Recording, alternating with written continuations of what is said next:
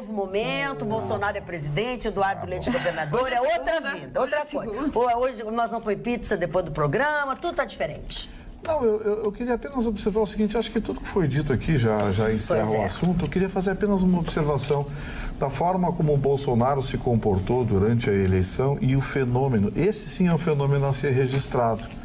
Porque nem o Lula, que falava em trazer esperança ao país, coisa e tal, que mobilizou muita gente, conseguiu fazer o que o Bolsonaro fez. E eu entendo que desde já o Bolsonaro é um líder muito acima do Lula. Explico por quê. O Bolsonaro enfrentou as organizações Globo, porque há 2 meses atrás, quando ele foi parado por uma repórter do jornal Globo no aeroporto do Rio de Janeiro, e a repórter fez uma pergunta provocativa, ele perguntando se a homofobia e a misoginia não prejudicaria ele na eleição. Ele respondeu para a repórter e depois disse, olha, é uma pena que você faça jornalismo desse tipo, mas eu entendo, você recebeu ordens. A sua empresa recebe mais do dobro do percentual de divisão que deveria receber pela audiência que tem. E se eu for eleito presidente, eu vou acabar com isso. Ele disse, eu não vou perseguir ninguém, mas eu vou cortar as verbas publicitárias da sua empresa que hoje são injustas. Desnudou a Globo. Numa entrevista para a Globo, né?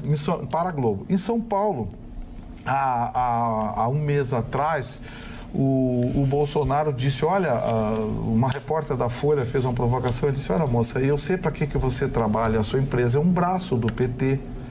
É um braço, o Grupo UOL, o site UOL, o Grupo Folha, a Datafolha, Instituto de Pesquisa, é um braço da esquerda brasileira. Então, as perguntas que você me faz são perguntas que têm o único objetivo de colocar uma casca de banana. Então, eu vou responder para você educadamente, mas faça perguntas sobre a minha proposta de governo.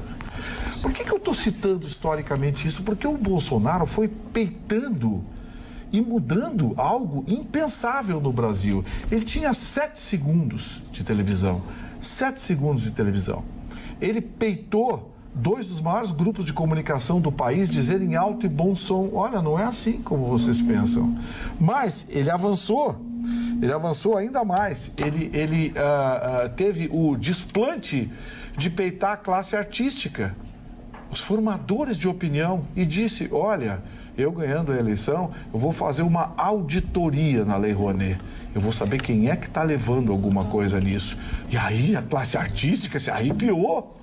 Porque tem muita gente que era ele não vai olhar a Lei Rouanet, porque vai sobrar para muita gente. Aí parou tudo, ele continuou avançando. Ele disse, olha, a escola que eu quero, uma escola sem partido, sem ideologia, peitou a academia brasileira, peitou os pensadores de esquerda que hoje dominam as universidades públicas. O Bolsonaro foi peitando todo mundo. E isso fez com que a população, o povo, o amasse, o adorasse. Não importa se o Bolsonaro manda alguém para o inferno, para o diabo que o carrega ou para... Olha, seja para onde for. As pessoas não estão dando importância a isso, dão importância à sinceridade dele. Exato. Assim como o Lula tropeçava no português e falava problema, o Bolsonaro, a agressividade dele não atinge os seus adeptos por causa disso. Porque ele foi corajoso, ele peitou o sistema. Ele peitou a tudo e a todos. O partido dele fez uma coligação com outro nanico lá, em alguns estados. Sem partido, sem dinheiro, sem tempo, fazendo live pela internet. O cara foi eleito de forma acachapante ontem.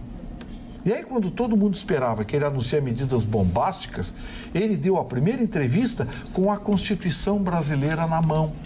Enquanto idiotas falam em ditadura e que o país vai se transformar num país armado, num país militarizado, ele deu a primeira entrevista com a Constituição na mão.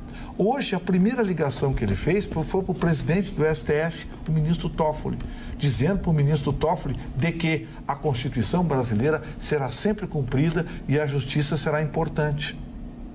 Sabe, esse cara que estavam esperando que mudasse o Fosse país... um troglodita. Na sua primeira entrevista hoje, quando perguntaram para ele, ministro da Educação, ele disse, olha, ainda não sei quem vai ser o ministro da Educação, mas a partir do ano que vem, nós vamos ter mais matemática, nós vamos ter mais português, nós vamos ter mais ciências, química, biologia, física nas escolas, menos sociologia, ciência política, essas besteiras que transformam a cabeça dos nossos jovens em verdadeiros idiotas robotizados. Sabe, o monstro que estavam esperando pode até vir, eu não faço previsão do futuro. Pode até vir o monstro que estavam esperando. Mas até agora, tudo que está acontecendo é uma resposta a uma campanha que tentou, sem argumento para atacar o seu Bolsonaro na sua ética, na sua dignidade, atacou pressupostos de que talvez ele fosse isso, fosse aquilo outro. Então, eu quero dizer para vocês o seguinte, eu vou abrir meu voto. Votei no Bolsonaro no primeiro turno, votei no Bolsonaro no segundo turno. Se errar, vou errar conscientemente, porque todos os demais eu sabia o que iam fazer. No segundo turno, o seu Haddad, eu sei o que ele ia fazer. O Bolsonaro eu não sei. Então eu prefiro apostar numa esperança, numa incógnita, do que apostar numa certeza. Vamos a